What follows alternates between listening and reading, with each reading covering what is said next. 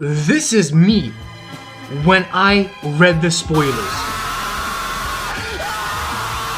Ladies and gentlemen, sexy viewers, it's Anime Fan Talk. And if we're getting chapters like this, where the reveals are unbelievable, where the writing is astonishingly amazing in ways that I cannot describe. If we're getting chapters like this, can you imagine the ending of One Piece? We're gonna get a lot of chapters like this where it's just unbelievably amazing. Now, oh my goodness, I don't know where to begin. I don't know how to start this conversation, this discussion, because there's a lot I want to talk about. But I am not heartbroken or disappointed that he's not a monkey king, a monkey god. He's literally a sun god, a sun king, a mythical Zoan comparable to the Buddha Sengoku. Holy moly. Wow. That is right. So nobody, I mean, we all knew he was going to be a Zoan, but a sun god, the sun king, a Nika, the human fruit, get out of here. You are lying to yourself if you believe that this was the truth, that he was like a Nika or no. Nobody was expecting this. This is what makes One Piece so amazing. This is what makes One Piece One Piece. Chapters like this. The only chapter that's comparable to the amazing writing right now is back when we got Whitebeard and Roger's bounty reveal. That's how amazing this chapter is, and that's how amazing chapters are going to be in the future for this arc, for Elbaf, and then in the final arc. So, there's only a few things I want to talk about. I don't want to talk about anything other than the Gorosei and Luffy's Delphi. The fact that the Gorosei are saying, first of all, this is wild, that Zoans have a mind of their own. This confirmed one of my theories, one of my suspicions, that these Zoan animals were once animals. They were actual people or animals that existed and were converted some way, somehow, into actual powers. So, for example, let's give it Rob Lucci's Delphi. What if a scientist actually took a leopard's DNA and created it into a devil fruit?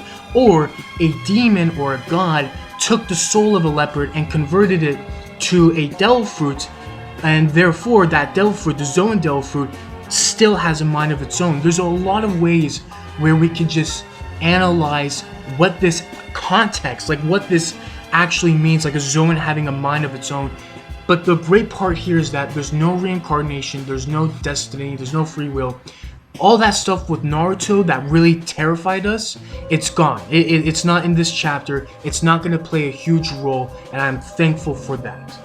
Now, the fact that Luffy is a mythical Zoan, a sun god, a sun king, Nika, is the most interesting part, because now it's Zoan versus Zoan.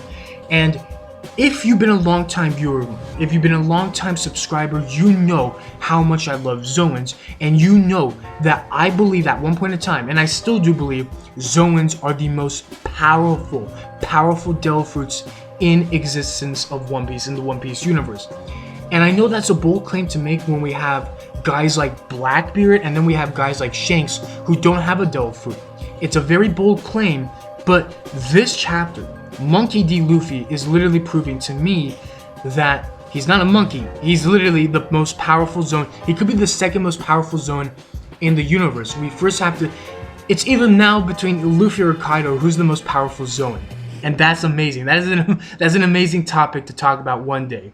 But this is just my reaction. I am unbelievably hyped for this chapter. I cannot believe what we have witnessed, what we have...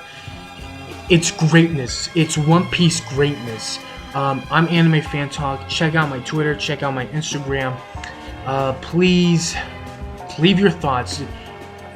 As I said in the beginning of the video, I cannot describe how amazing this chapter is. I don't want to talk about Hiyori or Orochi. I don't want to talk about Sanji Kid and Marco feeling the presence of Luffy. That means nothing to me. The Gorosei talking about Luffy's devil fruit.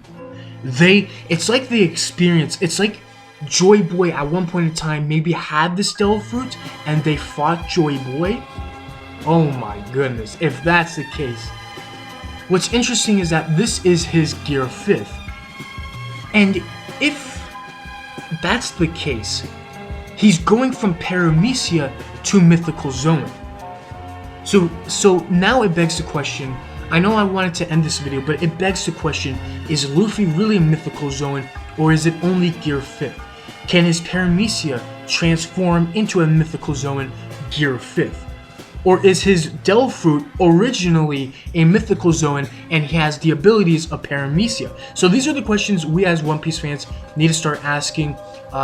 We need to ask these questions, and then as time goes on, Oda will reveal the answer to us.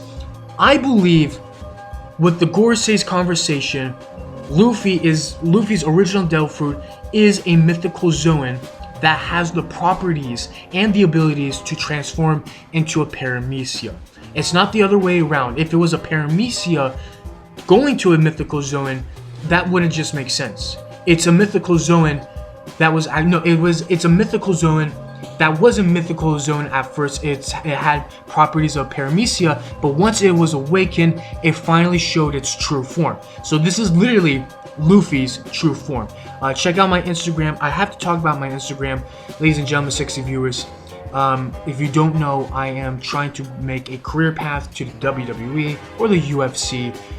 Please check that out. Check out my Twitter. We can have a conversation there, more One Piece. But the theories about Luffy being a Monkey King, Monkey God, Sun Wukong, I'm totally cool with. I am totally cool with that he's not that. I'm totally cool with, I am so thankful that Luffy is not a Logia. I am so sick and tired of these damn Logias in this damn story. There's enough of them. There is enough of them. Now we got a Zoan who is, wow. Ladies and gentlemen, sexy viewers, I'm Anime Fan Talk. I'll see you all in the next video.